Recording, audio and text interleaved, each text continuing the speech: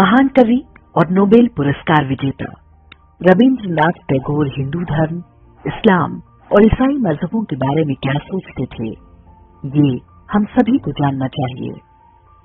ये महत्वपूर्ण है क्योंकि सेक्युलरिज्म के नाम पर जो कुछ बताया जा रहा है उसने हमें एक मतभ्रमित समाज बनाकर रख दिया है, जिसे अपने हित अहित का भी बोध नहीं।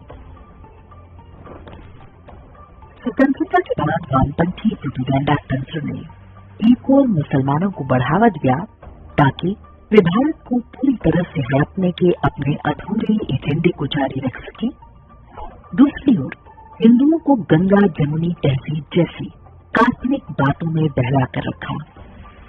इसके लिए उनका सबसे बड़ा हथियार था हमारे महापुरुषों के विचारों को तोड़ मरोड़ कर प्रस्तुत करना। 1921 में हुआ मोपला हिंदू नरसंहार बीती शताब्दी की सबसे प्रमुख सांप्रदायिक घटनाओं में से एक था। वीर सावरकर, डॉक्टर भीमराव अंबेडकर और एनी बेसेंट उन नेताओं में प्रमुख थे जिन्होंने उसके पीछे की इस्लामी मानसिकता को पहचाना और उसके विरुद्ध खुलकर बोला। लेकिन एक साहित्यकार के रूप में रविंद्रनाथ टैगोर ने जो कुछ लिखा है वो सबसे महत्वपूर्ण है। यही कारण है कि कांग्रेस द्वारा पाले गए वामपंथी प्रोपेगेंडा तंत्र ने उनके तत्वों को ढकने छिपाने का पूरा प्रयास किया।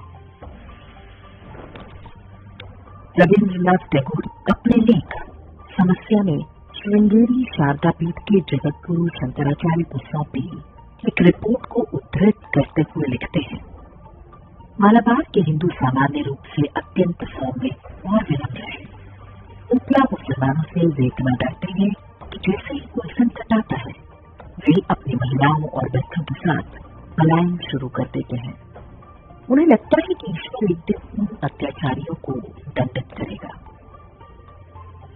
टैगोर आगे लिखते हैं, हिंदू सांसारिक समस्याओं का व्यवहारिक हल निकालने के बजाय ईश्वर पर अधिक आश्रित हो गए हैं।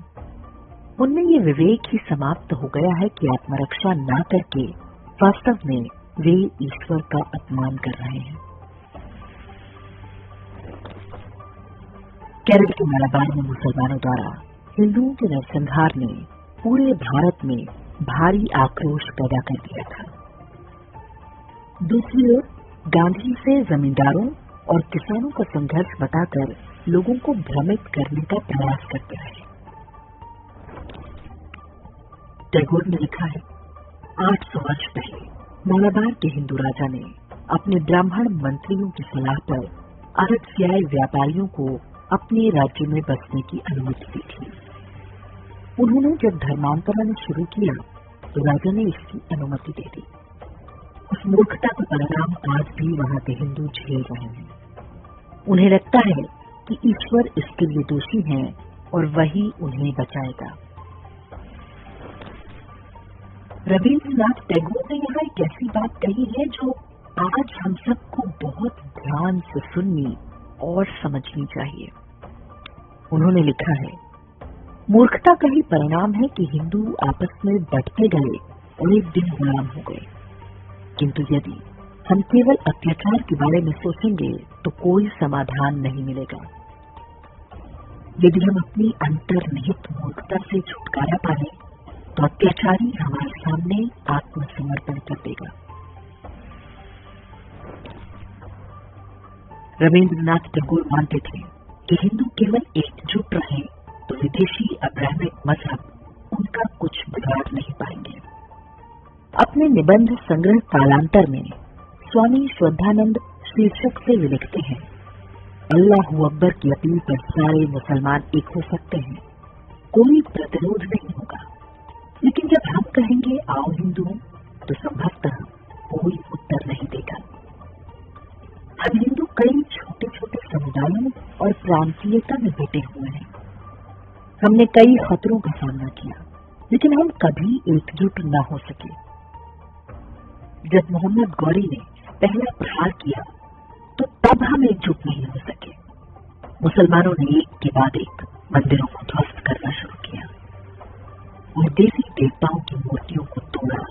तब हिंदू छूट छोटी छोटी टुकड़ियों में लड़े और सब मारे गए, लेकिन वे एकजुट नहीं हो सके। बंगाली साप्ताहिक स्वस्तिक में हेमंत वाला सरकार को लिखे गुरुदेव के पत्र का उल्लेख अपने 21 जून 1899 के संस्करण में किया है।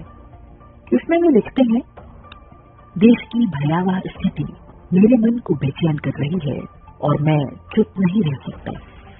निरर्थक कर्मकांडों में फंसकर हिंदू सैकड़ों संप्रदायों में बटा हुआ है। हम लगातार हार रहे हैं। हम आंतरिक व बाहरी शत्रुओं की मार से थक चुके हैं। आप बच्चों की मां हैं, एक दिन आप मर जाएंगी। अपने बच्चों के कमजोर कंधों पर हिंदू समाज का भविष्य सौंप देंगी। उनके भविष्य के बारे में सोचें। स्वामी श्रद्धानंद पर लेख में टैगोर लिखते हैं, जब हवा में कम दबाव बनता है तो तूफान अपने आप आ जाता है। उसी प्रकार यदि हम अपनी कमजोरी को पोषित करते रहेंगे तो अत्याचारी स्वतः ही आ जाता है। उसे कोई रोक नहीं सकता। हिंदू और मुसलमान कुछ समय के लिए एक दूसरे से झूठी दोस्ती कर सकते हैं, लेकिन ये हमेशा के लिए नहीं चल सकती। जब तक आप उस मिट्टी को शुद्ध नहीं करते जिसमें केवल कांटेदार झाड़ियां होती हैं, तब तक आप किसी भी फल की आशा नहीं कर सकते। विश्व भारती द्वारा वर्ष 1982 में प्रकाशित original works of Rabindranath volume 24 में पेज 375 पर रविंद्रनाथ टैगोर का एक कथन है, धरती पर केवल 2 ऐसे मजहब हैं जो अन्य सभी के प्रति शत्रुता रखते हैं। ये दोनों हैं ईसाई और इस्लाम। वे केवल अपने मजहब के पालन से संतुष्ट नहीं होते, बल्कि अन्य सभी को नष्ट करने के लिए उतावले रहते हैं। उनके साथ शांति का केवल एकमात्र रास्ता है कि आप भी उनके मजहब को अपना लें। वे दूसरा कोई विकल्प नहीं देते। अब्राहमिक मजहबों ही नहीं, रविंद्रनाथ टैगोर कम्युनिस्टों या बोल्शेविज्म के खतरे से भी आगाह करते हैं। अपनी पुस्तक परिचय के अध्याय आत्म परिचय में टैगोर लिखते हैं, जब 2-3 अलग अलग मजहब दावा करते हैं कि केवल वे ही सत्य हैं और अन्य सभी झूठे हैं, उनका धर्म ही स्वर्ग का मार्ग है, तो संघर्ष होना तय है। किसी भी प्रकार की कट्टरता अन्य सभी विचारों को नष्ट करने पर आधारित होती है। वामपंथ भी इसी नीति पर चलता है। विश्व को ऐसी संकुचित मानसिकता से केवल हिंदू धर्म ही बचा सकता है। इस्लाम की असली बीमारी गुरुदेव रविंद्रनाथ टैगोर ने तब पकड़ ली थी जब इस बारे में कोई बात करने को तैयार नहीं होता था। टाइम्स ऑफ इंडिया में 18 अप्रैल 1924 को एक साक्षात्कार में टैगोर कहते हैं, हिंदू मुस्लिम एकता में सबसे बड़ी बाधा ये है कि मुसलमान अपनी निष्ठा किसी एक देश तक सीमित नहीं रख सकते। मैंने कई मुसलमानों से स्पष्ट रूप से पूछा कि क्या किसी मुस्लिम शक्ति के भारत पर आक्रमण की स्थिति में वे अपने हिंदू पड़ोसियों के साथ कंधे से कंधा मिलाकर अपनी मातृभूमि की रक्षा करेंगे। मुझे जो उत्तर मिले वे संतोषजनक नहीं है। यहाँ तक कि मुसलमानों के बड़े नेता भी खुलकर कहते हैं कि उनके लिए मजहब बड़ा है, देश या पड़ोसी नहीं। टैगोर ने दोनों ही विदेशी मजहबों के बारे में जो कुछ भी कहा है, उस पर स्वतंत्रता के बाद यदि अमल किया जाता या कम से कम भारतीय जनमानस को पता चलने दिया गया होता, तो आज को समर्पित हैं। आप इनको डाउनलोड करके जैसे चाहे वैसे प्रयोग कर सकते हैं। चाहे तो आप हमारे टेलीग्राम चैनल से जुड़ सकते हैं। वहां सारे नए पुराने वीडियो आपको मिल जाएंगे। हमारे सोशल मीडिया लिंक हर वीडियो के डिस्क्रिप्शन में होते हैं। हमारा एकमात्र उद्देश्य हिंदू समाज को जागृत और एकजुट करना है। इसमें सहभागी बने। धन्यवाद।